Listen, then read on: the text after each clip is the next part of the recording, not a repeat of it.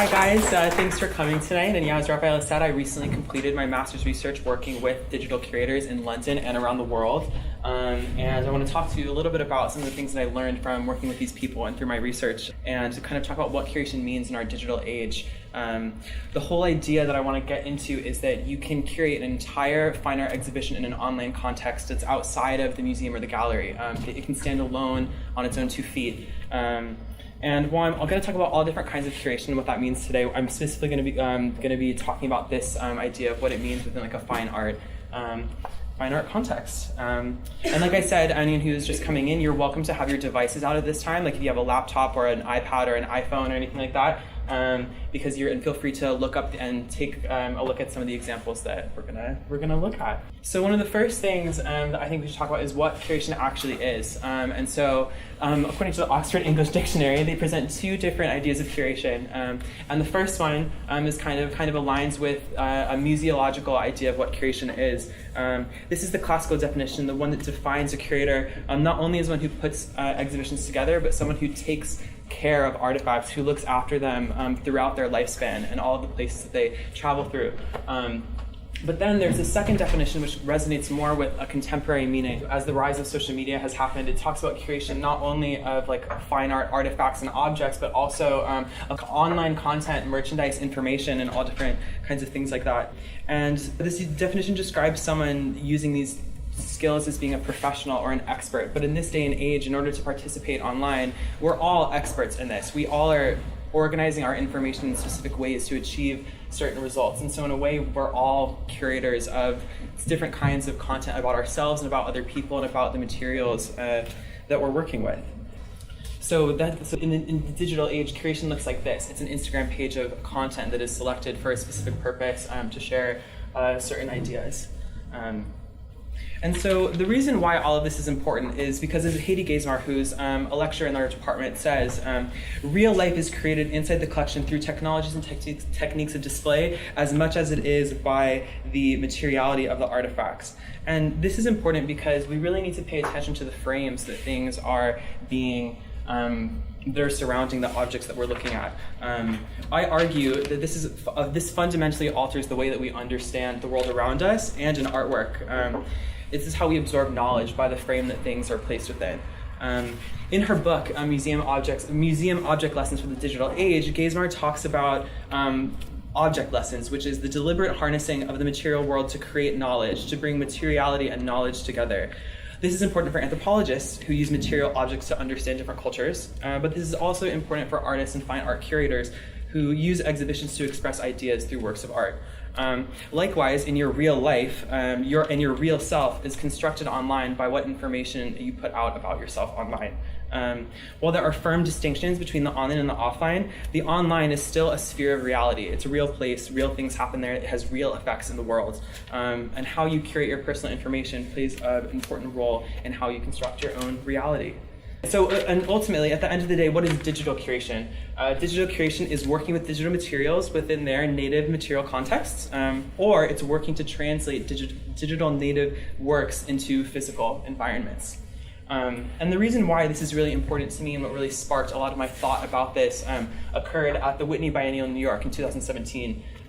This is an installation by a hypertext game artist named Porpentine Charity Hardscape, and essentially in the museum they had 6 computer stations set up, and you could go around and people could sit at the stations and play different games of hers, and they would be projected on the screen in the back. But something was like really missing in this display. It wasn't quite right. I had known about her work for a few years, and I had experienced them online, kind of in the privacy of my own home on my computer. They look like this.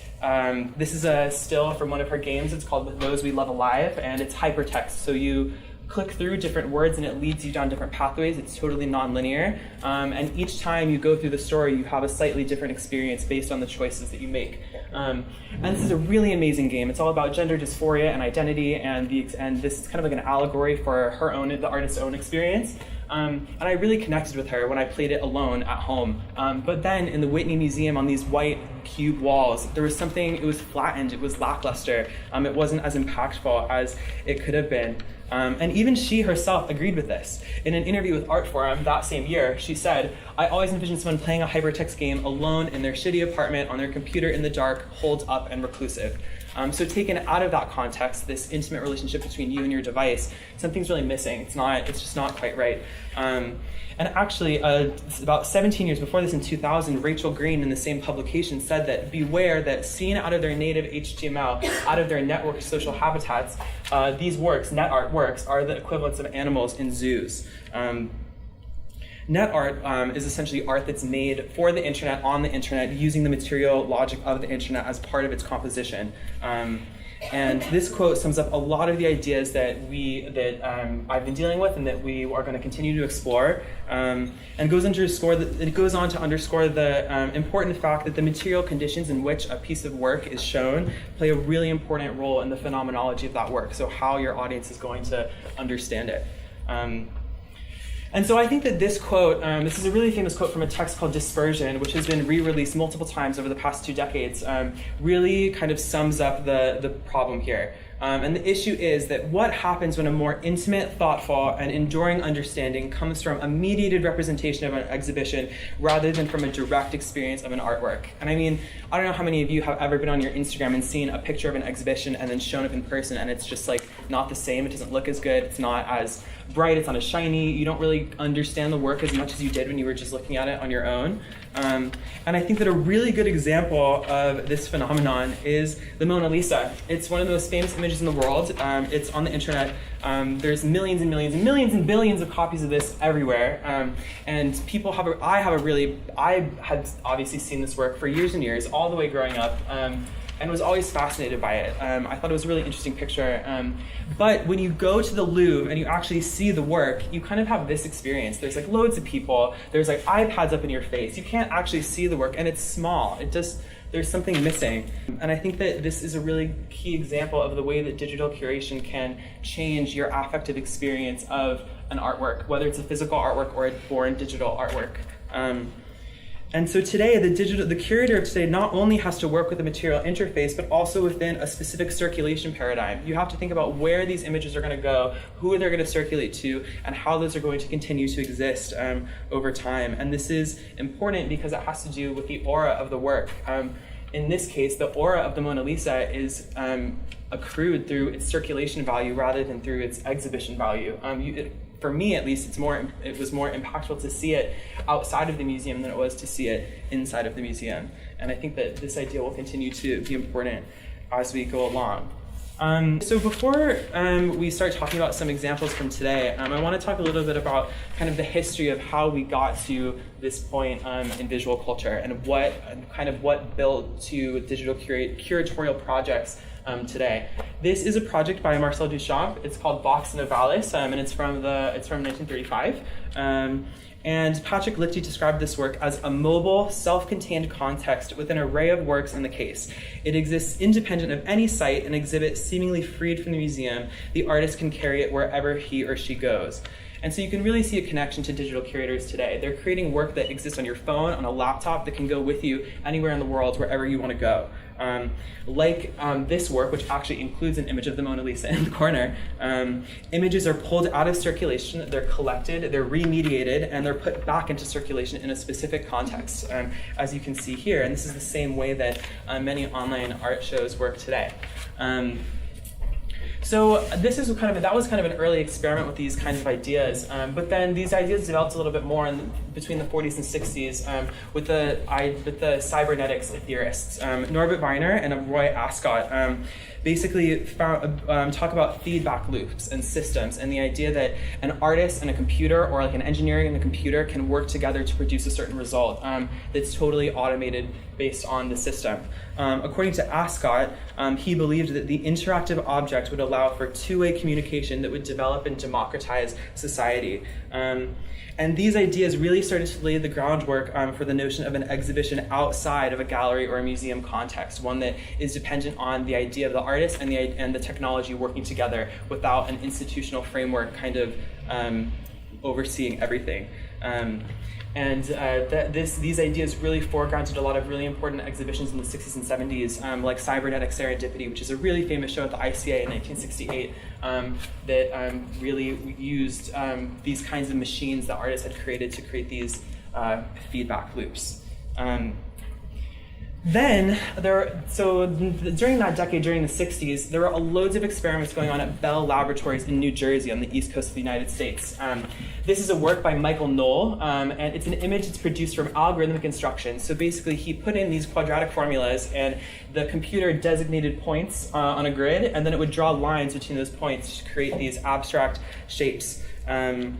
And so here there's a collaboration between the artist who wrote the code and then the autonomy of the machine, which is executing the code. And in an article that actually came out just 2 years ago where Knoll was kind of talking about this stuff and kind of reflecting on his time, he said that, "I believed that at the time, in the computer, the artist had a new artistic partner." So these people were really thinking about how the computer couldn't just be a tool, but could really be a collaborator. It could be something that works with them to produce a desired result. Another one of Knoll's contemporaries, also working at Bell Laboratories, is Lillian Schwartz, and she was one of the first artists to create digital animations using a computer.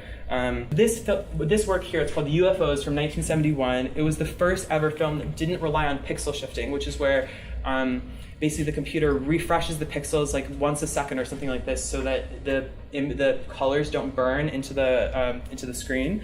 And here you can really see how the visual logic of the computers at the time worked to create a desired result. They're kind of like glitchy and pixelated, and it's a specific aesthetic that could only be created through a written instruction and the execution by a computer. There was nothing else that really looked like this at the time before then. You can really see how the logic of the computer plays a role here. And in turn, what she's created was an audiovisual interface between the viewer, the code that created these works, and then the device that would display them. And again, in this way, artists were really offering up some of their autonomy to the computer, but they were okay with this because they were able to produce these new kinds of visual experiments that had never really been seen before. And then, in the next decade, a bunch of other artists who weren't necessarily working with any digital technologies, but they were working with ideas that would then be developed and taken by net artists and digital artists working today. The pictures generation were basically taking images from popular culture and the media and recontextualizing them, similar to the way that we today appropriate images online and use them for our own purposes. So we've got Cindy Sherman, David Sal, Sherry Levine, John Baldessari, and then Barbara Kruger. And even you can see here Barbara Kruger's work. Like, this is a meme. This is literally a meme that we experience and use on our phones all the time, every day. You can really see a connection to the kinds of ways that images would begin to be repurposed and recontextualized and remediated as technology would continue to develop. But the story really starts in the 90s with net art. And so the 90s were a really important time because this was the first time that people could afford computers that had the graphics capabilities to produce dynamic visual effects at home. The Apple Macintosh came out in 1984, but those really weren't powerful enough to produce these kinds of dynamic animations. And as Domenico Quaranta says, making art with a computer no longer required technological training, access to research labs, or collaborations with engineers and professionals like at Bell Laboratories. Anyone could do it. And so, as a result of this, new patterns in artistic development started to develop as online communities started to form around bulletin board systems or BBSs, chat rooms, and mailing lists. This is a couple of the most famous kind of computer art collectives during the time, some of which are still around today. I actually pulled this image directly from Rhizome. They have an amazing archive of all of this kind of material. If you have a chance to dig through some of it, I really recommend that you do. There's an amazing history and an amazing collection of archived material that you can't find if you just go on the internet because it doesn't exist anymore. Net art is art that was really trying to playfully subvert the material logic of the internet at the time. And this is a really famous piece by a group called, it's perhaps maybe the most famous piece of net art. It's by a duo called Jody, who are Joan Heemskirk and Dirk Pasemans. And so if you went to their website, www.jody.org, you would see this kind of like flashing green, kind of nonsensical like symbols and colors. It didn't really make a lot of sense. But if you are clever enough to click past and look at the source HTML for the code, written in ASCII text was the shape of a hydrogen bomb. So they're kind of being cheeky here and kind of turning the internet backwards. Whereas the source code actually has the aesthetic visual result, and the front end is kind of the nonsense that you might expect to see behind the page. Essentially, they're really reversing the browsing experience. Here's another example of work from their website. And again, you can really see how the material logic of the internet is at play here. These are the kinds of images that you would only expect to see when you're like glitching out the computer, when you're kind of letting the code run rampant and do its thing, essentially. And these works really ask the viewer to question every aspect of their material and of their material experience, and the logic that this experience and the technology that they're using imposes on their understanding of art objects and the world. Materiality aside, the most important aspect of this work at the time was that the internet was, as Christiane Paul says, the internet seems to defy a systematic arrangement of its constituent elements. Link make it possible to connect text and visuals to the contextual network in which they are embedded, and to visualize a network of references that would normally be separated by physical space. So the most important aspect of these works is that they're hyperlinked, they're connected, they're existing online, and they're literally materially connected to other works and other places and other organizations around them. And so the online communities like Rhizome and NetTime and The Echo, they help to concretize these connections and use hyperlinks to bring people together in new and interesting ways. This is another piece of net art by an artist named Cameron Askin. It's called CameronsWorlds.net. And basically, he created a massive archive of Yahoo GeoCities websites. And I don't know if anybody remembers GeoCities. It kind of went defunct in 2009, but it was this website where anyone could have a page and they would basically create their own like crazy visual experience using links and pictures and GIFs and all kinds of fun stuff. And he created a massive archive of these sites by pulling bits and bobs from thousands of different pages and then creating links to thousands more. And it really is an ode to a lost form of visual communication, one where we could craft and construct our own personal spaces. Like we don't really make websites like this anymore for ourselves. We use Facebook, we use Instagram, and it's quite formulaic and it's quite rigid. Interestingly enough, and I think this really speaks to the connectivity of the internet at the time, because the GeoCities was founded on this idea of creating virtual neighborhoods. So figuring out ways to help people with similar interests get connected to each other and create these visual spaces where they could explore each other's ideas. The founder of GeoCities said in 1995 that this is the next wave of the net, not just information, but habitation. So they're not just presenting information for you to look at, they're actually asking you to come into these virtual spaces and inhabit them, and curate them and create them in a way that could help you to share your ideas with other people. And as we can see, based on the various online artist communities and projects that were being posted online and developing, like in the previous slide, this was absolutely true. Artists were inhabiting this online space. They were in virtual worlds. They were playing games. They were in chat rooms. They were on mailing lists. They were creating websites like this and connecting with each other. And this isn't quite the state of the net anymore. As I said, things have changed since then. We don't have the amount of freedom that we used to. So then, in the early 2000s, as the net did start to change, a different kind of collective web browsing, different kinds of collective web browsing projects emerged called surf clubs. And these are a number of some quite influential surf clubs at the time. And this is the beginning of Web 2.0. And rather than autonomous web searches, people being able to go around the internet and search for whatever they wanted, content was being presented to you based on algorithms. Things were being delivered to you rather than you actively seeking it out. And this is closer to the internet that we know and experience today. So during this time, artists really turned to user-generated content as a source of inspiration.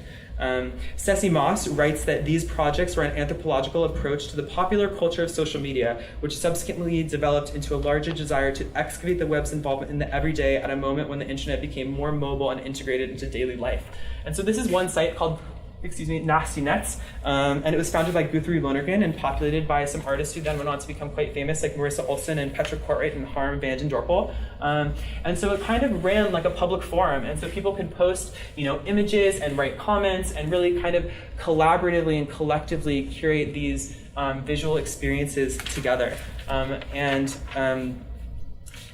they're quite interesting and they're quite funny, and a lot of these are also archived on Rhizome as well. And so on Nasty Nuts, a guy named Travis Hallenbach, who's another digital artist, posted this definition of what it meant to surf the web and what it meant to participate in a surf club. To ride on or along a wave, the activity of casually looking at something that offers numerous options, used by analogy to describe the ease with which an expert user can use the waves of information flowing around the internet to get where they want, using tools such as the World Wide Web browsers. And I think that this really speaks to the kind of activity that was going on. Things were changing. It wasn't necessarily about making, it was about searching, it was about collecting. And this really resonates with ideas of curation today and how we collect images and repurpose them and use them online.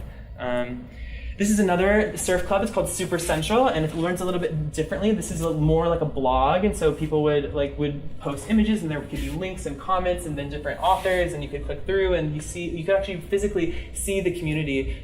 So again, using the hyperlink to create a collaborative curatorial community. And on these sites, people exchanged links, they created photo blogs, they aggregated digital folk art, they performed in YouTube or on virtual worlds, and they published text via social media, kind of in the ways seen here. This is one of my favorite examples. It's a site called Spirit Surfing, and these guys are really funny, and they took kind of like a parodying look at the idea of surfing the net. And so it was kind of like this faux spiritual, yeah man, we're just gonna go online and we're gonna surf the web together, and it's like, this kind of thing.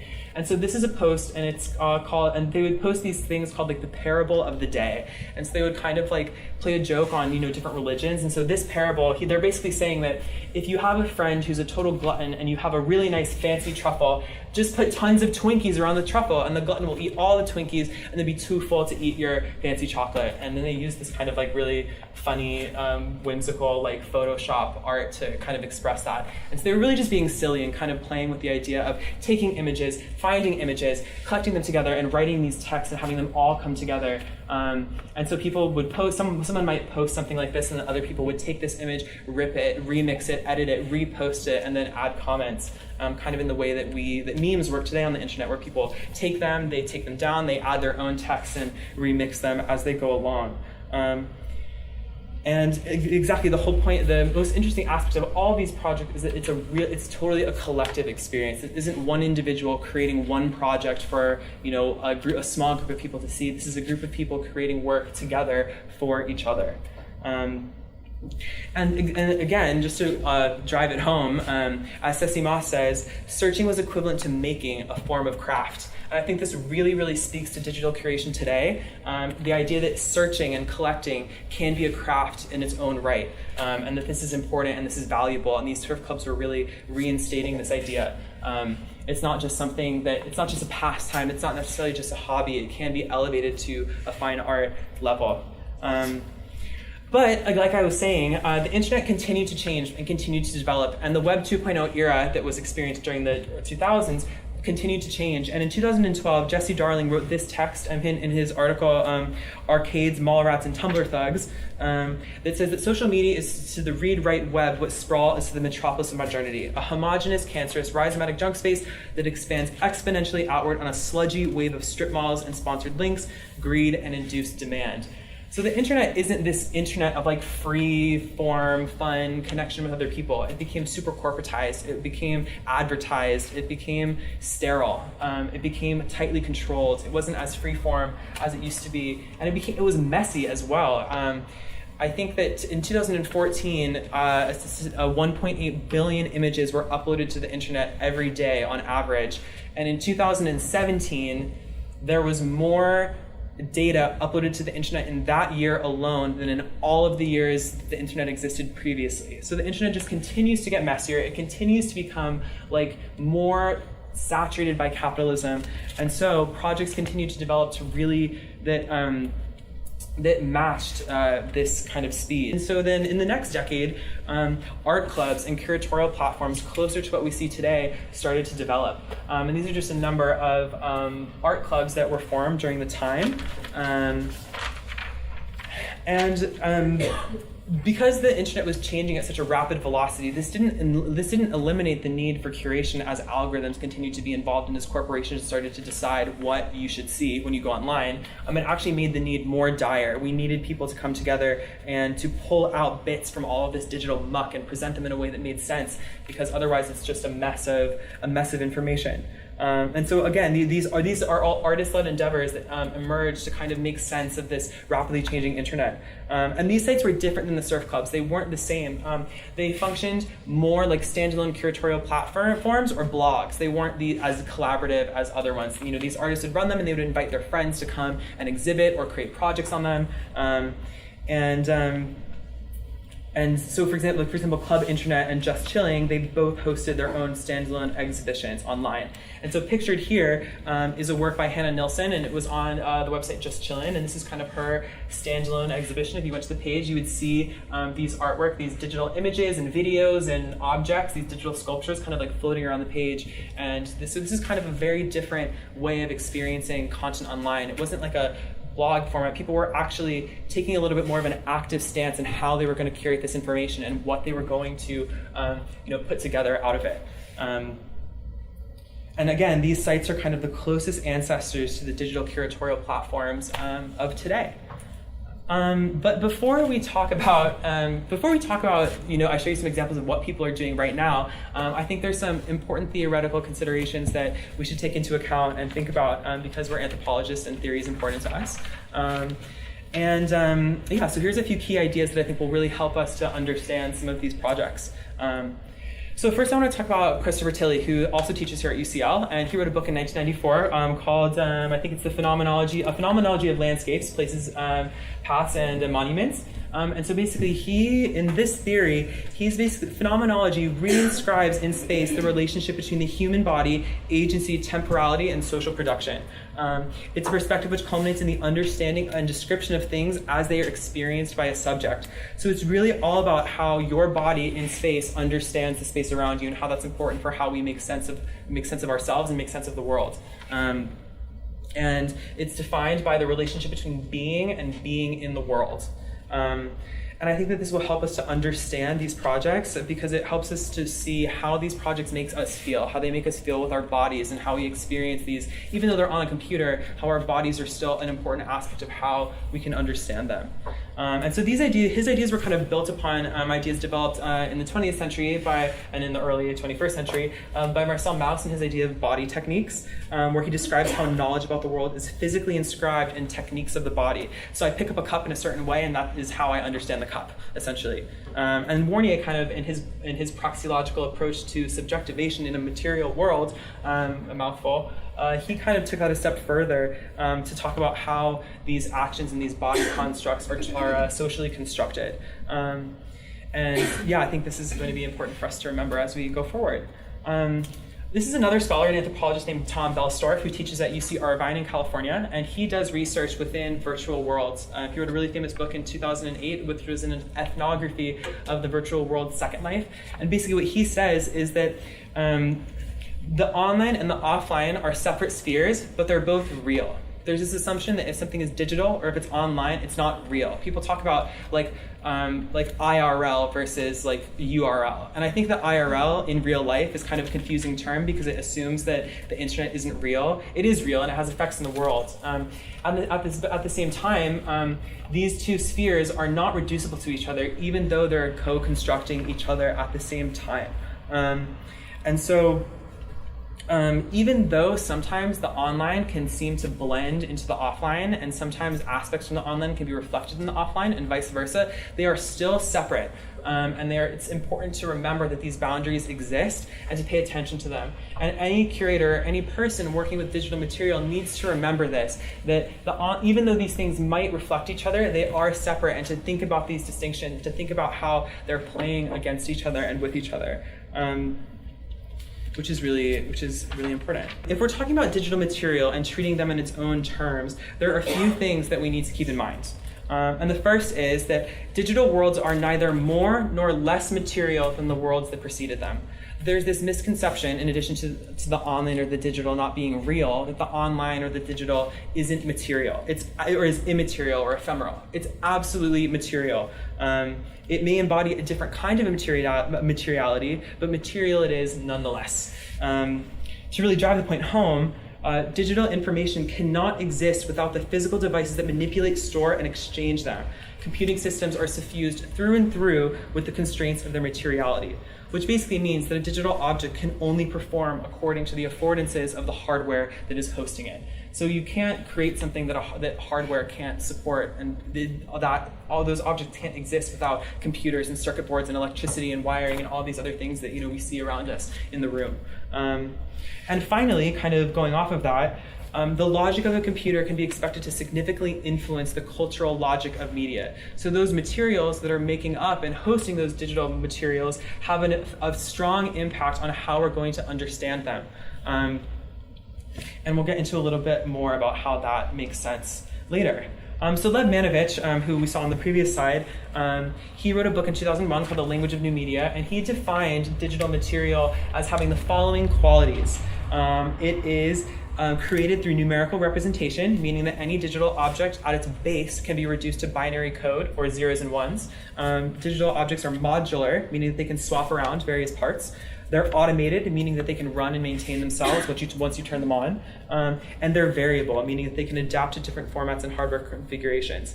And finally, they're transcoded, which is the most important, and this shows how the cultural logic of how the material logic affects the cultural logic of these objects, because as cultural categories and concepts are submitted on the level of meaning and or language by new ones that derive from the computer's ontology, epistemology, and pragmatics. So the way that a computer runs and functions and its material is how that material is going to be presented and how you're going to ultimately understand it. If we go back to like Lillian Schwartz's digital animations from the 1970s, those had a very specific logic that was based on the material of the computer and the code that she was using to create them.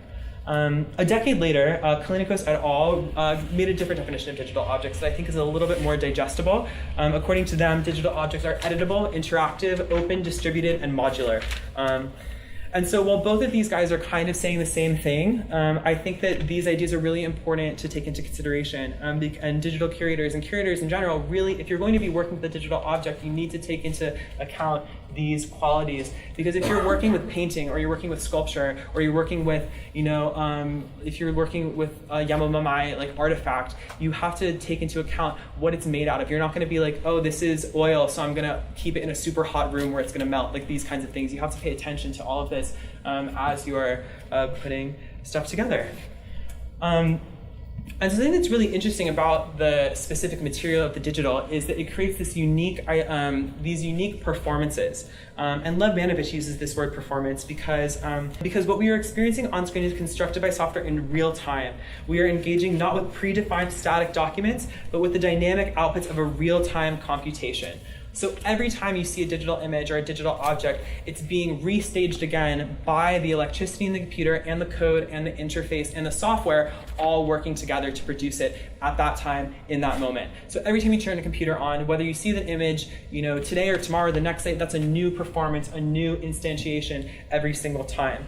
And this really has to do with this, again, going back to materiality, this assemblage between hardware, software, and the code that runs all of it.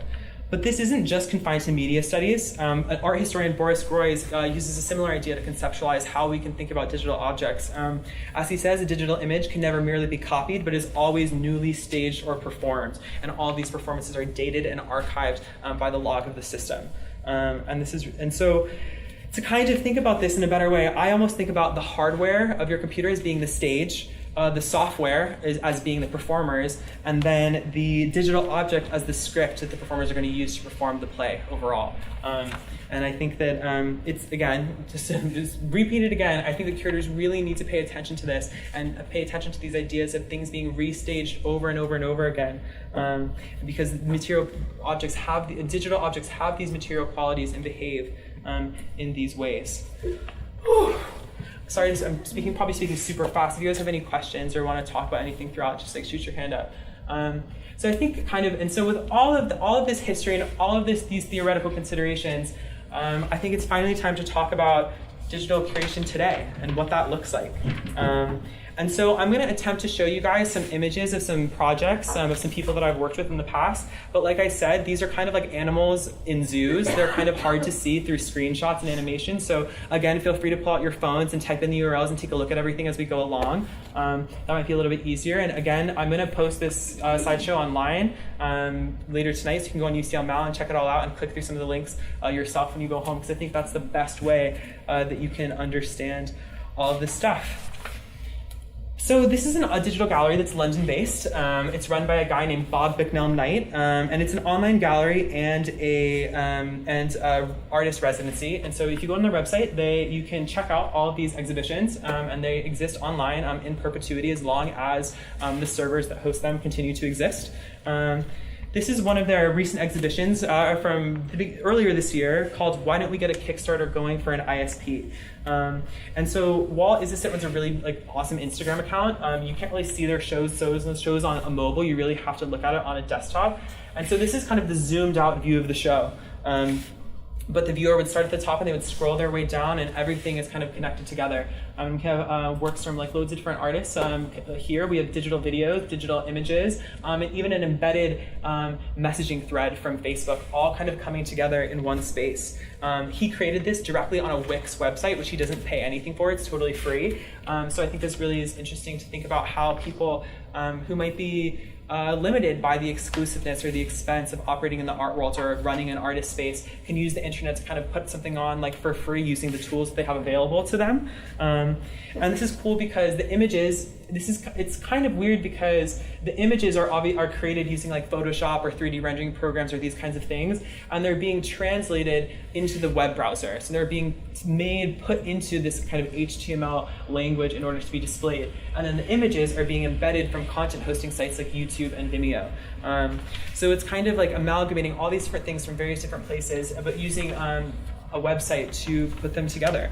And again, each of these works will then be transmitted to the viewer's device, and each individual, and also which is kind of cool, and going back to these ideas of connectivity that were developed by surf clubs, is that all of the different images link to the artist's pages. So you can go on here, you can check out the works, if you like them, if you don't like them, and if you click on the video, you'll go to this artist's YouTube page. Or if you click on this image, you'll go to the artist's online portfolio, which is another cool way that we can be connected to each other online. And this is also kind of cool because if you wanted to, you could copy and paste these images and then have a copy of these artworks on your computer. I mean, this is I wouldn't recommend it. It's quite taboo to copy a digital artwork from the internet and keep it. They don't really have value unless someone designates it as an addition. But you could if you wanted to, and you could have these images and continue to use them on your own. And I think that the idea of access and the kind of access through circulation, widespread circulation this is giving us is really important. This is another show hosted on Is This It by a curatorial collective that I also worked with called Kaiken. And this is a really dynamic web page where you have video and you have audio, you have links and you have GIFs all operating together in one space. And so this audio file, laptop in bed, will just load automatically. So as soon as you go into the page, you're immediately immersed in this audio visual environment. And it might seem oh, it's just a web page, it's quite flat. But if you open up your laptop and it just starts playing, you're kind of there. You're kind of here. And they really cleverly use 3D graphics in various layers to really give you that immersive experience. And the viewer can click around to different things. You can click on the GIFs, and you can click on the links, and go to new pages in different aspects of the show. And I think this is a really, really cool project. This is another digital gallery called Offsite Project, and they run online exhibitions. This is their current show called Such a Beautiful World. And you can go to their website and experience all these works online or on social media. And I actually curated a show for them myself earlier this year. It was called The Finder, and this is a really cool project series and they're basically zip file exhibitions, and this is the kind of exhibition that I submitted for them. And so all of these exhibitions are downloadable. So you can go on their website, you can download the show, and then all of the artworks, all of the material contained therein then become available on your computer, which is really cool because we talk about in the past show, this internet software layer standing between you you in the artwork, that software layer isn't there. The works are hosted on your computer and your device is running them and displaying them. So it kind of brings you just one step closer to those artworks. And so my idea in this exhibition, it was called The Finder, and what I asked artists to do was to submit to me images of their computer desktops and artworks that kind of had to do with the idea of personal spaces and like this personal device. This is an artwork by a Greek artist named Kakia Konstantinaki, and she's kind of combining all together in one. She's showing me her virtual artist studio, and then she's also kind of creating her own artwork on top of that and making this really three-dimensional thing that pops off the screen. This is also really cool because essentially if you go onto this, and my idea with this show is that you could go download the show and you'd essentially be downloading someone else's desktop onto yours to kind of bring you one step closer to the artist, to bring you into that personal space. Because going back to the Porpentine Charity Heartscape work that we talked about at the beginning, I'm really fascinated with this idea of the personal device as being the displayer of work, and how that can create these kind of really impactful, effective experiences. I think that my goal again was to create this kind of really personal experience. And if you guys are free to go online and download this, and you can tell me if I achieved it or not. This is another website called Feltzine, and they run dedicated artist exhibitions, and each exhibition is like a digital zine that they release. And so it's one artist at a time, and they're quite limited. They're not totally dynamic, but each of the images is displayed online, and you can go on and you can click and you can drag the images and you can make them bigger. So you can have a little bit more of an interaction with the images than maybe on some of the other websites where the curators are saying, this is where the image is, and this is where I want you to look, and this is where I want you to click. It's run by Mark Sabb and Dev Moore in San Francisco. This is another curatorial collective based in Europe, and they're called Cluster Duck, and they are an experimental and a distributed collective that I think they have like 15 or 20 members at this point, and they add members as needed to perform different functions in the group, and they all bring different experiences to the table. Some are activists, some are coders, some are curators, some are artists, and so on and so forth. And they are really aiming to create collaborative art experiences online. They're probably the closest thing to a surf club. They're probably like Surf Club 2.0, Surf Club for 2018. And their shows really try to expand the web browser. So this is a 360-degree kind of like AR environment. So when you go in here, you really fall into the frame, and you can check it out from all different angles. And as you move your cursor, you can go upside down and inside out and left and right, and you can click on all the different objects that you see on the page. This is a recent project they did called Meme Propaganda, because again, they're really interested in this idea of collaboration and bringing people together. And so essentially they collaborated with this platform called Green Cube Gallery, and they create these like 360-degree virtual rooms. They're just like blank rooms. And so you can go inside, and you had a cursor, and you could draw live with other people in this 3D virtual environment. And this is a still that I took during the time as I participated with them in this happening. And it was really cool because, I'm like making this like stupid little doodle over here, and then this guy's making this like crazy thing over here, and we're writing notes to each other, and things are getting erased and deleted. But it was really amazing because online we're kind of separated in a lot of ways. We're technically together scrolling and clicking on things on Instagram and Tumblr and whatnot, but we're very, very rarely in exactly the same space doing exactly the same thing online. And it was really cool to be with like 30 other people just like drawing pictures who are in like random other countries at the same time as me. This group also moderates a few different private messaging threads for meme research and visual culture research. So again, they're really trying to carry on this ethos of connectivity that the net artists were starting in the 90s, and see what that might look like today, and how we can be connected to each other, and how we can collaboratively and collectively generate knowledge and curate these visual experiences. This is a really cool gallery. It's called Localhost, and it's operated entirely within the online game Minecraft. So if you have Minecraft, you can go to the server address that you can find at the address at the top, and you can use your avatar and you can wander through the gallery. And he creates these galleries using like the kind of, I don't know if anybody of you have ever played Minecraft, but you basically have these materials and these blocks, and you can make shapes. And so he builds the gallery, and then he codes these digital artworks into the gallery, inserting them into the space.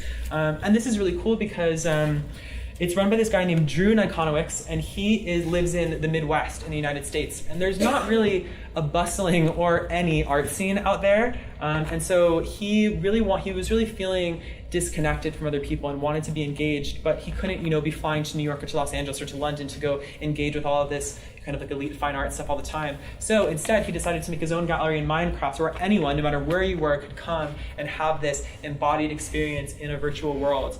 And it's quite funny, it's really interesting to see this kind of like white cube gallery experience, like in a Minecraft where you expect to see people kind of like axe picking at digital ore and playing games with each other. It's like quite a kind of like a weird contrast, but it's really cool. And you don't necessarily have to have the game. He takes screenshots of everything, so you can go on the website and kind of take a look at all of the shows that are kind of collected therein.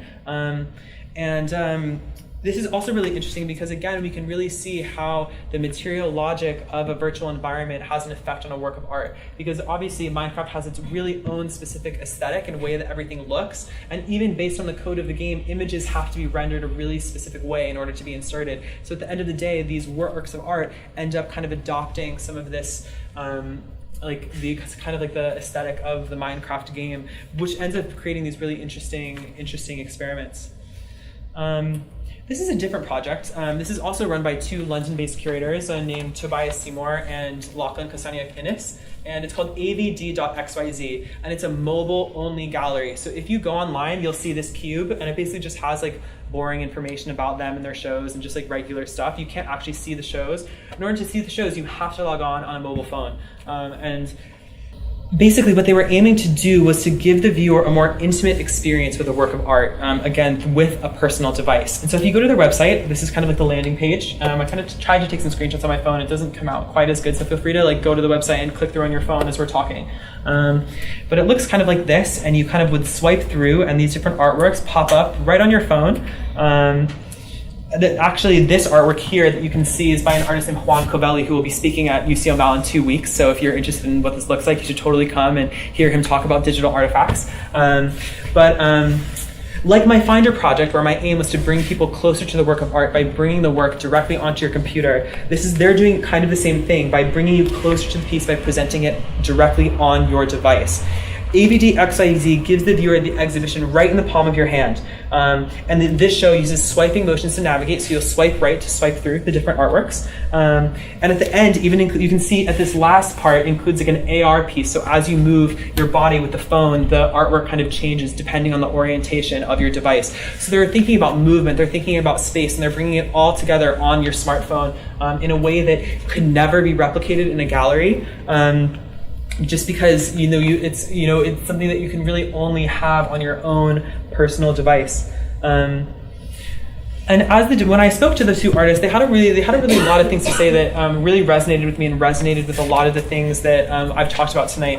And for them, they said that we feel that the mobile presents a different kind of engagement between the viewer and the artwork, because the user manipulates the space around their viewpoint, which ironically can allow for a more physical interaction than with a physical work of art. So if you see a painting in a gallery, or even if you see a digital video, you can't touch it, you can't play with it, you can't interact with it. Whereas on their shows, you can touch it, you can swipe it, and it's all within this really intimate space that you're used to engaging with every day, which I think is really interesting. And again, this kind of really unique phenomenology that's mediated by your body is what is created. It's what creates these effective experiences in the end. This is another mobile-only exhibition. It was created by two artists named Christina Olek and Kurt Viart. And they're two Slovenian artists, and it's called Exhibit on Scroll. And this is like maybe one of my favorite exhibitions of all time in the history of the world. And it's hosted entirely on Instagram, so if you go to this account, you can click through. But it's a little bit different because it subverts the norms of the platform, as well as the kind of normal body techniques that you might use to engage with Instagram, because in order to see the show, you have to turn your phone sideways and then swipe through it left to right.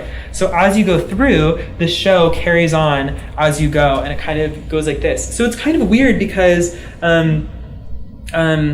your phone kind of turns into this alien device. You're used to being on Instagram and going like blah, blah, blah, blah, like this. But then when you have to turn it sideways and go like this, it almost is like you're holding like a completely different object in your hand at this point. And like AVDXYZ, this exhibition really shows how tactility plays a really important role in digital art, especially digital art that's created on the internet for individuals to view outside of a gallery setting. Which is really funny because we think about the digital, like I said, as being immaterial, but you really have to touch this, and that motion of movement really plays a heavy role in how this show is going to work. And this show also really plays at the objectification process by which digital vices become like normalized in our society. You really have to reconsider how you use your phone and what Instagram is like. And at the end of it, you go back to the regular Instagram scroll and you're like, this is weird, this is not right, because you kind of get used to the side scroll. And I think it's a really nice way of kind of, taking the everyday and kind of turning it upside down, turning it on its head, which is in a different way, but similar to the way that Jody kind of reversed your internet browsing experience. This is kind of, taking your regular internet experience and making it new, making it different, making it fresh, by interrogating the materiality of the net. And so to bring it back to anthropology a little bit and materiality studies, Daniel Miller, in his really famous book on materiality in 2005, said that objects are important not because they are evident and physically constrained or enable, but often precisely because we do not see them. The less we are aware of them, the more powerfully they can determine our expectations by setting the scene and ensuring normative behavior without being open to challenge. And these curators, AVDXYZ and the guys who did Exhibit on Scroll, are doing exactly that. Well, AVDXYZ uses the normalization of the phone to create these intimate experiences. Exhibit on Scroll totally reversed it and rejects it. And these ways of manipulating the material of the digital are what give the show's meaning at the end of the day. This goes back to ideas about interfaces, and again, this assemblage between software and hardware, digital object and viewer, this assemblage of all these different things working together in this very physical phenomenological experience. As Alexander Galloway said, interfaces are those transparent devices that achieve more the less they do. The threshold becomes one notch more invisible, one notch more inoperable, becoming as naturalized as air or as common as dirt. And I think that these shows kind of exemplify how this works. The more we use our phones, the more invisible they become. We don't really think about the phone itself. We think about the content that comes on screen. However, those devices and that software that's running on the devices really play a role in how we're understanding all of these things.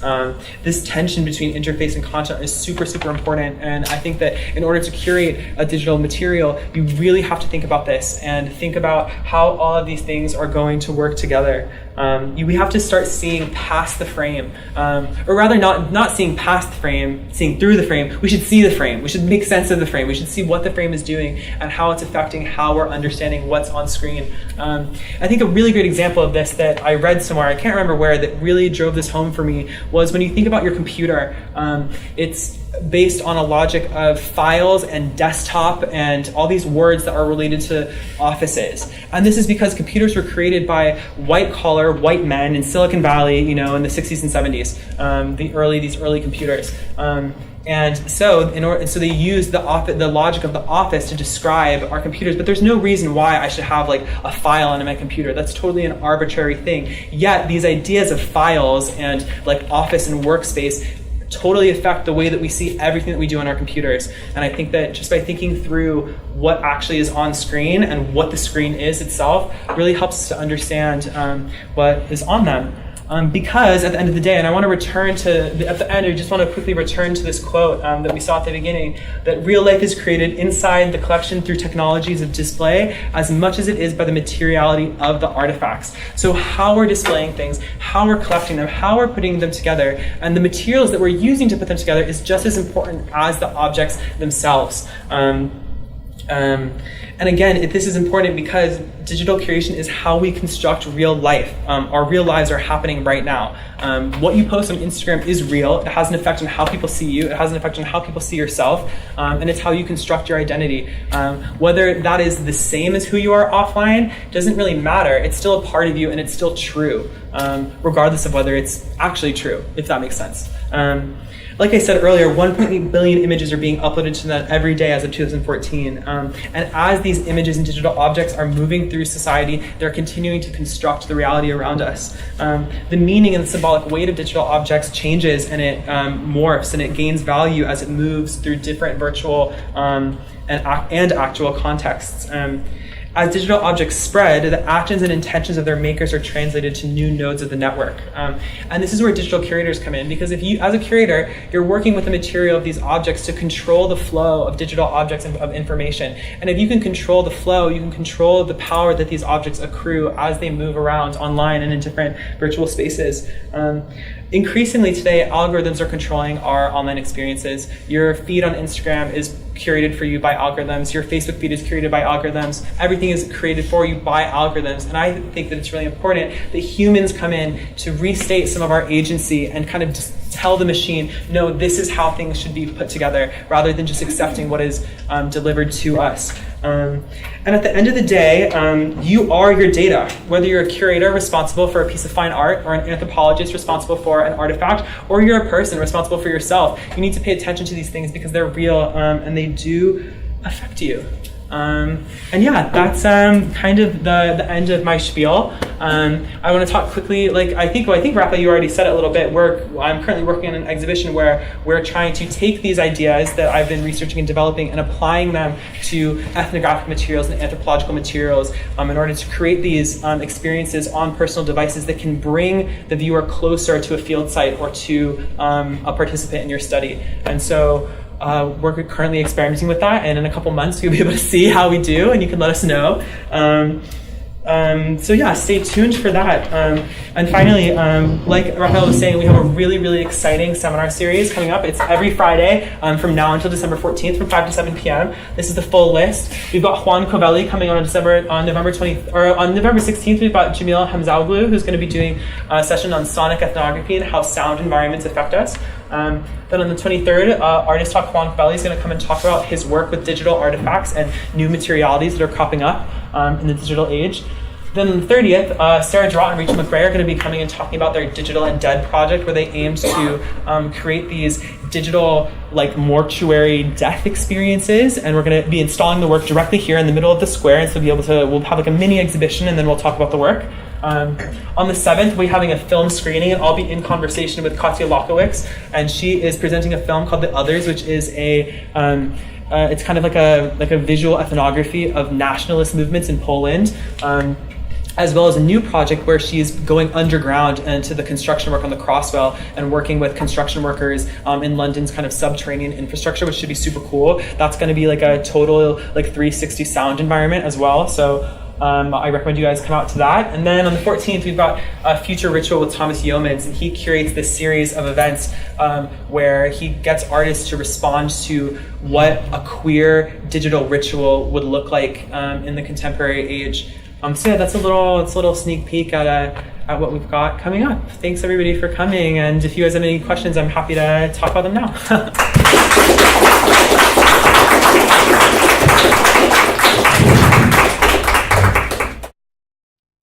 Okay, just a quick question.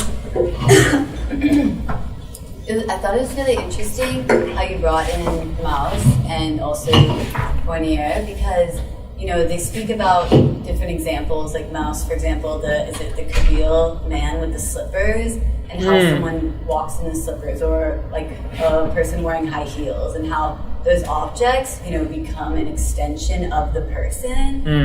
And so you have that, and you also have Warnier, who speaks about, I guess, what is it, affectos, or sensory affectomotricity. Yes, sensorimotricity affect, yeah, something like that. Sensory motricity. Yeah, there we go. That's it. And it's interesting because he uses one example about, for example, I don't remember where, but a child soldier, and how the question of, once a gun becomes a part of that sort of daily living, and then if a World Aid Organization comes in and removes the child from that situation, how does the sort of, I guess, reality or being, does that change immediately? What is that process? And thinking about with the digital as well, we've spoken about, and you said thinking about the physical aspect of using the computer, the desktop, or the phone, like how the body techniques change, you know, it's interesting to think about the sort of, like you were saying, the affective component as well, right? Mm-hmm. Because sort of the imagination and memory involved in that. And did you, with your dissertation, did you explore that? Yeah, a bit. Some of these projects, like ABG XYZ and Christina Oleg, for example, I was really talking about that and these effective experiences that can only be created through, you know, the device and the hardware and the software all working together, and what that means, and so I kind of, you know, tried to really, in my research, really dive into the shows and really experiencing them on their own levels and kind of talk about what it felt like to sit on my room and scroll through and what that meant to me and how that kind of created because as you were saying, you know, with like the child and the gun and that being normalized and part of his everyday experience, our phones and our digital devices we have that same experience with them as well. And so I think that they're creating these effective experiences, but if we kind of take a step back and think about like what's actually happening, how is this actually making me feel, not even on a complicated like body technique, you know, anthropological level, but on like a literal lived experience level, on like an actual phenomenological level, you can really get a lot more out of them and really try to understand them in a more profound way, at least I think, for me personally. Yeah. I have two questions. I'll ask the quickest one first. With the movement of art and curation and publication going online, where does that leave copyright issues?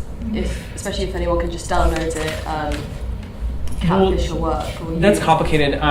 So I actually I used to work for a gallery here in London, which mainly dealt in digital art, actually. And so what has happened is, in this age of like copyright infringement, they basically a gallerist and an artist will kind of arbitrarily decide, okay, this is a digital video, you can obviously infinitely replicate it, but if you want to own a copy and for that copy to have value, you have to have this certificate of authenticity, and we're only going to release a certain number of editions. So for example, we'll say that, so Juan Covelli will have like his digital artifact, and maybe they're going to sell like, you know, 7 copies. We're going to decide there's going to be 7 editions, and each one's going to be £1,000. Then each digital object file will also come with a certificate file that has to accompany that work throughout its entire life. And so if a museum could then just like show the image as it exists online, but that's like quite bad practice. You would have to ask the owner to borrow the copy of the file, which kind of doesn't make sense. And we would literally give collectors like digital files on on USB sticks and be like, here you go, here's the artwork, and just kind of like ask them not to share it. But obviously like loads of artists and a lot of young artists like really don't care. They're like, you know what, the more people see my work, actually the more value it has. So but that's also a huge problem, because especially a lot of artists of color recently have been coming out about how advertising companies and corporations are stealing their digital art and reusing those images. But because there's not like a lot of like, especially for like artwork like that if these are young artists, new artists who aren't represented by galleries, they don't have like a legal protection to, you know, help them fight these kinds of things, they're just getting ripped off essentially. Yeah. So a lot of people are being more secretive about it, but there's two minds. There's the people who are like, my work has a lot of value, you can't see it, it's private, it's only going to be shown in this way and this way, and you have to be really careful about how you handle it. And there's another school that's like, fuck that, this should be open source, everybody should have this. My value comes from the quantity of times it's reproduced, not by its scarcity. Which kind of leads me to my second question, actually. I completely agree with like the internet being like a real sphere where real lived experiences are happening and so on and so forth. But it's the materiality aspect that I do kind of want to challenge. So the internet is running on a number of different ways. So the internet is created using. There's an amazing book. I have it. It's like when I post the thing online. There's a book. It's called A Material History of Bits, and there's another book by. Her last name is Chun, called Control and Freedom, and this is basically all about the material infrastructure of the internet. And so you can learn all about how material it is, but there's many different things that are going on. I think it's called so if you have heard of like IPP, like Internet Something Protocol, that's a written list of instructions. That's how devices handle electrical signals and how information is transmitted. So information is transmitted through electrical signals in these data packets that switch from place to place. And so there's like, my question is more like the actual internet in itself and what is going on in there. Like obviously it's hosted somewhere, there's like hardware and stuff that makes it and like creates it. Yeah. But surely it's very anti-internet to call it something that's material, and especially when I think it was in America they were trying to pass these laws, and it just couldn't go through, and there was all this like argument, almost philosophical debate about the internet, because how can you regulate something that is immaterial? Well, it's hard because it's material, and that the internet exists on all of our devices. Like every website that exists is hosted on a server somewhere. Like this idea of like the cloud and all these things, like there is a big old hard drive somewhere that is hosting onto all of it and transmitting it to all the computers around the world, and then other pieces are kind of hosted on all of our computers like collectively. So that is something that's really hard to. I wouldn't say it's like ephemeral. It's not immaterial, if that makes sense. It's kind of like transient, but it's still there. It would be very, very, very difficult to regulate. Kind of like a dream is something that's not material, but it's something that's felt and experienced. So it's there, but we can't see it. Dances between the two spheres. Yeah. Can I just make a kind of comment or a thought? Because there's also, I mean, in terms of infrastructure, it's not just the servers. There's also the cables. There's the fiber optic cables. Fiber optic cables. Under the ocean. So I mean, the packet switchers. Speaking to colleagues and anarchist groups in Brazil who are very worried about what would happen because ultimately China and America have access to those underground cables, and if they wanted the fiber optic cables, and if they wanted to, they could stop that transfer of data. So the internet, as we know it, as we see it, and as we experience it through our physical devices, without which we wouldn't really be able to access the internet, but they do depend on this kind of physical infrastructure, which then comes, with all those the kind of questions around materiality. There's who has access to it, who can control it, who can control the flows of No, I definitely agree, but I do personally think that there's this immateriality to it that for me, I can't deny. Kind of like I said with dreams, like you have to be a person with a conscious that's not brain dead to experience the dreams.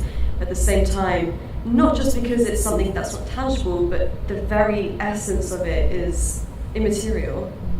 There's something very interesting about being in multiple places at once, and certainly my own experience with the internet is that you kind of, and perhaps I can identify what you mean by that immateriality of it, is that when suddenly it's kind of materiality that we've never experienced before appeared. Suddenly we can talk like you were describing. You can paint a room with 20 other people who are all scattered around the different parts of the world. But I mean, that room is there, it exists somewhere, but it exists in a way that this bottle of water doesn't exist. It's a very different kind of existence, very different kind of ontology there.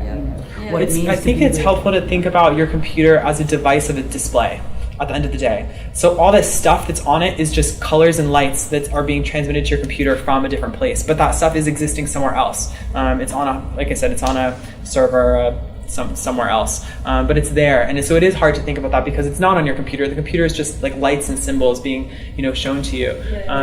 It can be kind of like tricky to pin down, and this is kind of why I'm really interested in materiality studies with the internet and all of these scholars who talk about. I mean, if you look at I have 40 different people who this has been a huge topic of conversation over the past 15 years. And people are really interested in this because we can't quite see it, and it is a new technology and it is quite confusing. But I totally recommend that you kind of dig it. Control and Freedom is an amazing book that really digs into all of this, and that will really kind of, I think, shed light on a lot of it. At least did for me, at least. Yeah. Good question. When you mentioned, for example, Bob Bicknell Knight's work on Is This It? You spoke about almost, I guess, like the democratization of space, because he is he's just as well. He's just graduated from a BA Fine Art at Chelsea. BA students in London don't tend to have shit tons of money. Yes. And so it's a great space. And so in one way, you're talking about the democratization of space and how that relates also to kind of the success of an artist, and whether or not you want to use this word commercial artist or not. That's a tricky one. But I wonder to what extent do you think it's limited, because in terms of social norms, and as an anthropologist as well, still these artists such as Bob Bicknell Knight rubs his hands with glee when he gets a white cube space. Because in order to be successful past a certain point, you have to start exhibiting those places as well. Do you ever think that the cultural norms which establish what becomes a commercially successful artist will catch up to how fast the internet is going in terms of democratizing space? I mean, that's what all these people are trying to do. That's this is like, that's exactly what these people are trying to do, because it's not there yet. The art world is not there yet. None of these websites that I mentioned, none of them are making money off what they're doing at the moment, which is a huge problem and a huge issue, and something that I talk about a lot in my paper on the topic. And it's problematic because they're doing all this labor and all this work, but at the end of the day, what they're hopefully gaining from it is followership, is a viewer. Because, for example, Is This It? For example, they have like almost 7,000 Instagram followers, which isn't huge, but their followers are an influential group of niche digital artists and curators and gallerists around the world who know the platform, respect the work, and follow them. And these artists, once they're shown on Is This It, put that on their CVs. It's another point on their CV, and that helps them to kind of take the next step. But that's really as far as it's going at the moment.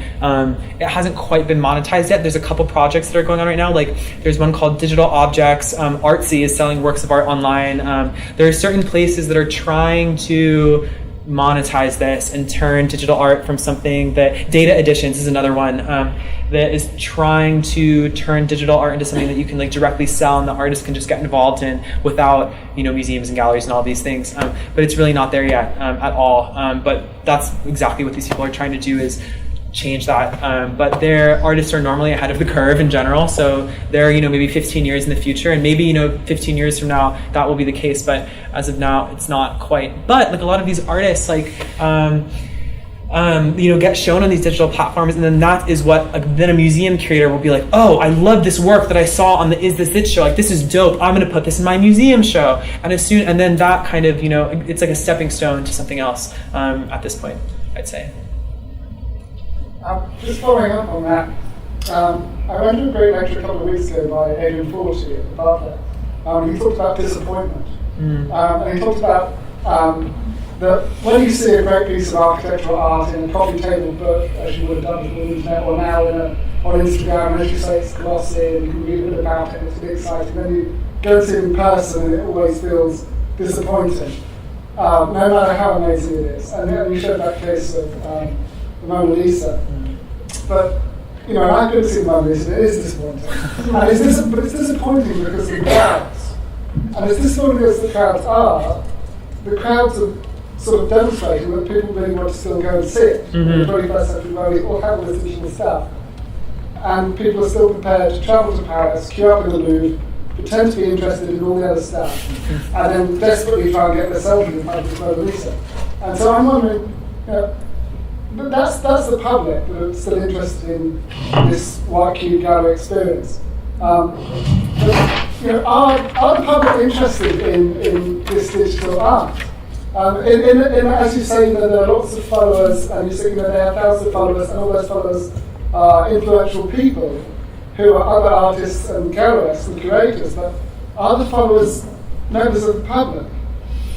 Or is this just a bit of a sort of that's hard to quantify. Show? You really have to be interested in it. Like a lot of these projects are like artists, people in the art community, people in the digital creative communities.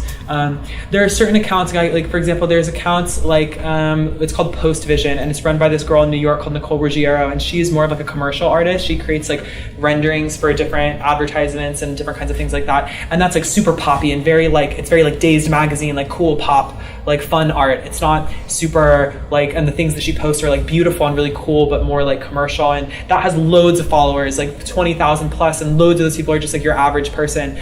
So I think that like there's definitely like a divide for sure, and I don't think so. I think it's still quite it's like a sphere that's coming, because people love to go and see this stuff in galleries. I mean, like if you go to the show at 180 The Strand, it's curated by the New Museum. That's like all these like amazing digital artworks, and like loads of normal people, like average people, are going to that show, loving the show, really engaging with these like very elite, very top tier, very cerebral digital art pieces. But these kinds of side projects that these people are doing online haven't really gotten that traction yet. But that's another point though, that when as much as it is nice to see the work in the place it was made, i.e. the internet, as it would be nice to see the Mona Lisa in Leonardo's studio, the fact that people are going to the museum to see it, the museum is still this space where there's a cafe and you can meet your friends and you pay money and you have this ticket and you go in and you go home and you tell people that you've been to the gallery. And it's this whole sort of bit of social theatre that perhaps you don't get when you're looking at it on the screen. You have to be Absolutely. You have to be genuinely into it. No, this stuff isn't like making. Yes. How much? And this is a very critical question, but because I'm Wade's partner, so I ask them the question all the time because I'm more of your Joe blogs and kind of has to get forced by Wade to go onto the website, right? And I wondered this, so I'm kind of somewhere in a liminal space. Like I'm half interested because I guess Wade is an extension of me now, and also kind of half not interested because I'm like, I want to just watch Netflix. But how much value then do you, I've been to the 180 this round. I remember the last big exhibition where I thought, this is very Instagrammable, and people have that as a criticism of these big galleries now. And almost then, as an art experience, whilst it's very nice for, I don't know, for Sharon from Essex to come into London for the day and take a selfie with a piece of art, is that a valuable experience? So do you know what I mean? So if someone is going to the art, there might be millions of people who go to the Louvre, but if they're only going there to take a selfie, does that really class as an artistic interaction anyway? I think that's the value of today's experience. Yeah. I saw some weird Instagrammable exhibition that's coming up with like unicorns and bathtubs with pink balloons and all that stuff that I just find ridiculous, but and it was just like, oh, come to the exhibition, you'll be like guaranteed to go home with your film roll full of like at least 5 photos you can put on your Instagram.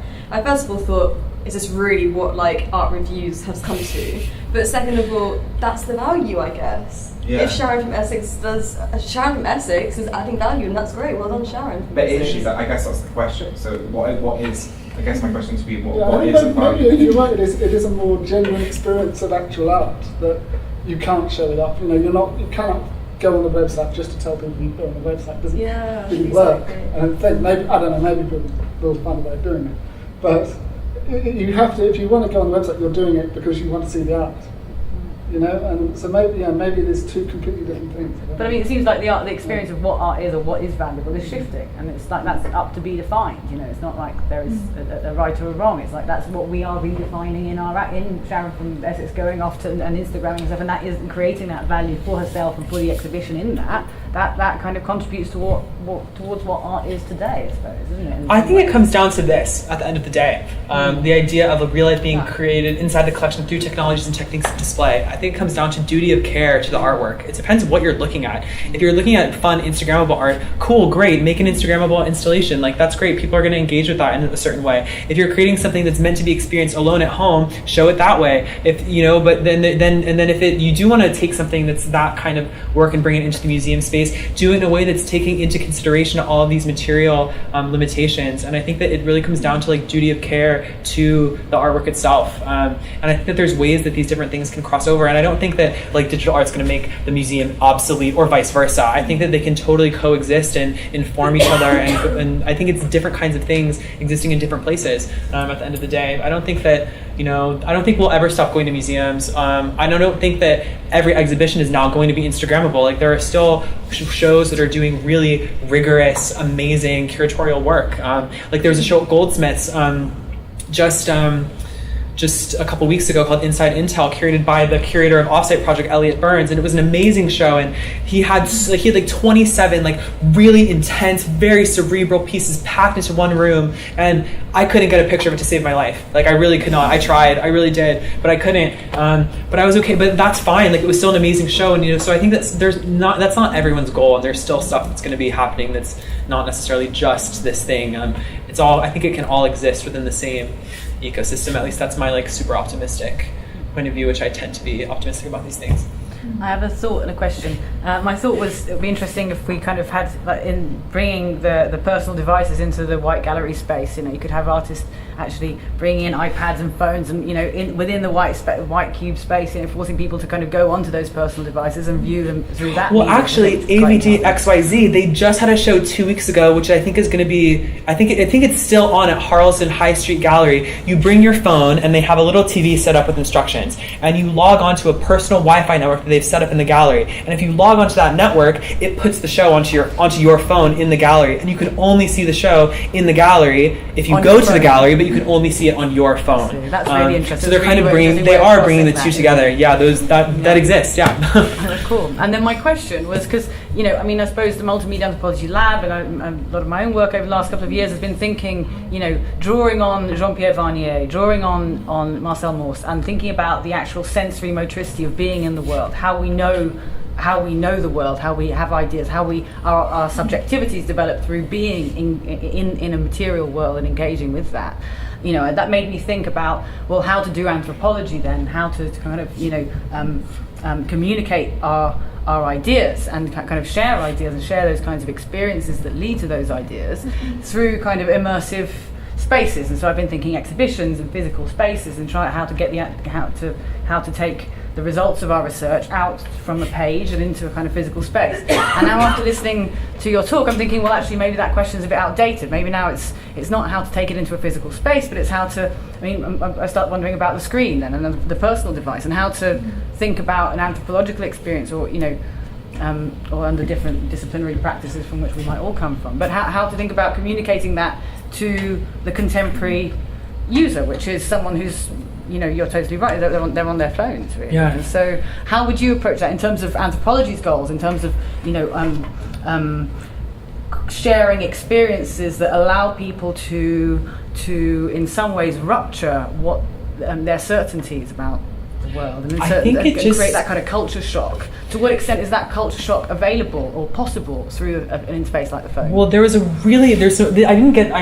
want to put too much in the sideshow, but there's some really cool examples from the 90s and the early 2000s of anthropologists who created these Hypermedia CD-ROMs. And so you'd buy the CD-ROM for $50 and it would come to your house. They were super randomly really expensive for the time, and it'd come to your house and all the ethnographic materials would be curated on these CD-ROMs. And so it would be Jay Ruby did this project called Yamamamai Interactive with this tribe, and so you would have all of his ethnographic materials, his texts, his writings, his sketches, videos, interviews with the tribe members. You could go on the CD, and it was all presented there in a non-linear way on your home computer. But then I'm pretty sure they also presented this work in different, ethnographic collections and those kinds of things as well.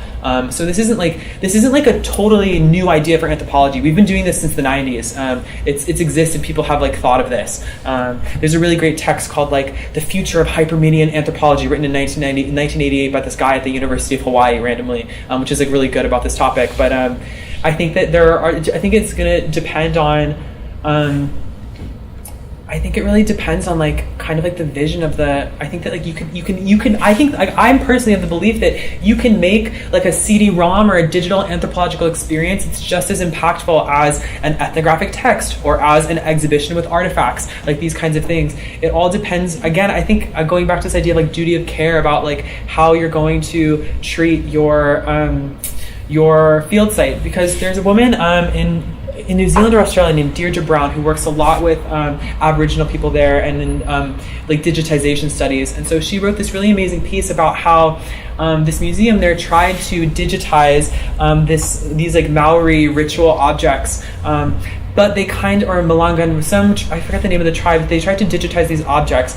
But essentially, the tribe didn't believe that, they believed that the digital object had the same amount of potency as the physical object. It was just a different form of the same thing. And so the museum then, in order to contain this digital object, had to engage with ritual protocol in order to store that digital object. So I think at the end of the day, it just goes down to who your field site is, who your participants are. One of the girls who's going to be in the show, her name is Ida Carringer, and she did all of this ethnographic research within a suburban construction community. It's a suburban construction site somewhere in America. And so she did sound recordings and video and took sketches and photos of the area. And so that's something that I think that could be really cool installed in a gallery as a sound environment to really be in that space. But it could also be really cool on a web page where you can click through the images on your own terms and really take a look at that space. So I think it would be, I would privilege the field site and your participants over anything else. And that goes back to our discussion earlier about the materiality of the internet, doesn't it? Because it's all very well for us to think about how we understand the materiality of the internet, but if we're working ethnographically, then it's quite interesting when we encounter other people who have a very different idea of what is material and what isn't. Yeah. And their experience of digital objects is fitting within a completely different material logic, and it might come with quite different results. So. Let's talk about it earlier, and let's not even go down that one. Yeah, really interesting. from True and like. Sorry, this is like totally off topic. If you guys have more. No, go ahead. Okay. I was thinking about. I know that there's like a lot of like cyber clutter, if that makes sense. Like there's just so much information getting put out there into the world, and you talked about a little bit of like archival like art earlier, and I was just wondering like how do people manage all of that insane like. Oh my God! There's like I can tell you there's a girl I can point you to the person to just talk about this. Her name is Lasana Razanova, and she is a doctoral fellow or a PhD student, I can't remember, at London South Bank University, and she is actually Rhizome's. It's the Rhizome Fellowship at this university, and her whole thing is about. Digital preservation and how we can preserve these things, because there's not only the massive quantities of it and how to store all this material, but also how do you operate something from 1992 on a 2018 computer? Like it's literally impossible. You have to reconstruct these like emulator programs like from scratch, and even when you emulate this software, it's not the same as like when you had the actual thing. So it's a really, really complicated field, which I don't know a lot about. But there's some really cool projects going on right now. There's one is called webrecorder.io, and so it's essentially so basically you can go on Web Recorder and you can punch in your URL for your website, and it will archive your site for you for free, and it's run on like grants from the US government, I think. There's another project called the Way Back Machine, and it essentially it basically finds the most visited websites on the net and then archives a version of them.